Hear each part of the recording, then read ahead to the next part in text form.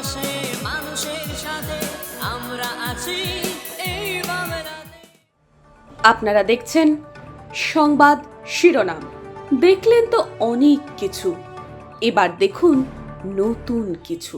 ছিনতাইবাজদের দৌরাত্ম্যে অতিষ্ঠ হয়ে পড়েছে আগরতলাবাসী।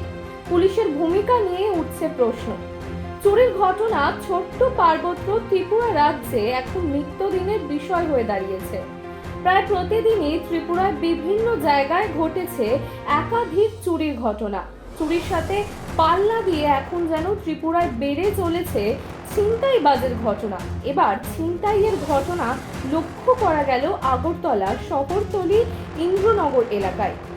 ইন্দ্রনগরস্থিত হেপাটাইটিস ফাউন্ডেশন অফ ত্রিপুরা কার্যালয়ের সামনে এবার সংঘটিত হলো এক দুঃসাহসিক ছিনতাইয়ের ঘটনা, তাও আবার দিনের বেলায়।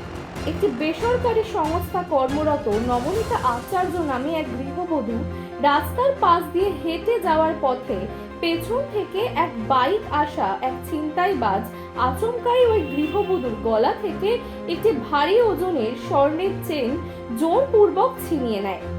পরবর্তী সময়ে গৃহবধূটি চিৎকার করতে করতে বাইকের পেছনে যাবার চেষ্টা করলে ছিনতাইবাজ পালিয়ে যায়।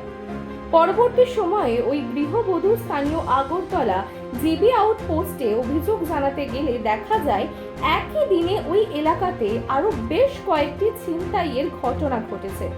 বর্তমানে প্রশ্ন উঠতে শুরু করেছে ত্রিপুরা পুলিশের নিরাপত্তা ব্যবস্থা নিয়ে।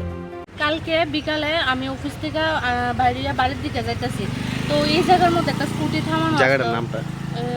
এই জায়গাটা হচ্ছে অমৃত স্টোরের ভিতরের গলি, কমলাকান্ত পাড়ার গলি।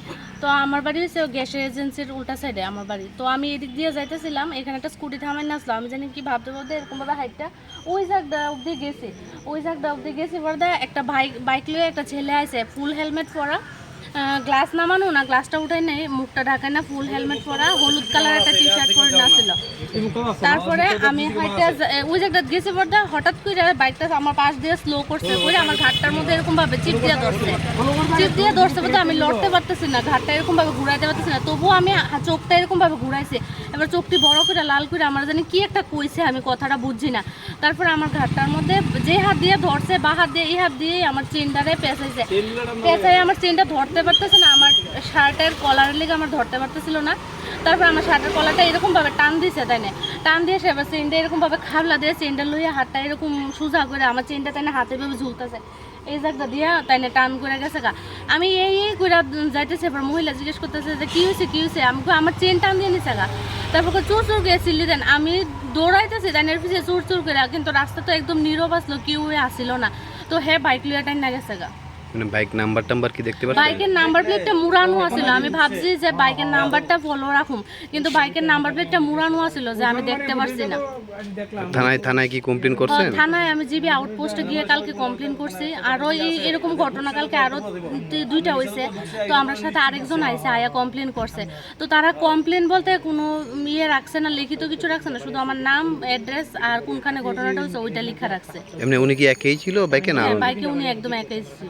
বাইকটা কোন দিকে যাচ্ছিল? বাইকটা অমৃত স্টোর থেকে এদিক দিয়ে যাইতেছিল। মানে ইন্দ্রনগর, মানে অমৃত স্টোরের ভিতর ইন্দ্রনগরের মেইন রোড থেকে? হ্যাঁ, ইন্দ্রনগরের মেইন রোড থেকে এদিকে আইছে। এই রোডটা কই যা? এই রোডটা তো গিয়ে সেটা একটা রোড জায়গা আপনার নোয়াগাঁওর দিকে, আরেকটা রোড জায়গা ওই ডনবস্কুরের দিকে। আপনি কোন জায়গায় গেলেন? আমি গ্যাস এজেন্সির সামনে যাইলাম। আচ্ছা, কত টাকা আনুমানিক ক্ষয়ক্ষতি হয়েছে? এটা এক ভরি আছিল আমার গলার চেনটা। পুলিশ কি কইছে? পুলিশ তো কইছে তারা তদন্ত করতেছে, দেখতেছে বিষয়টা। কি করেন আপনি?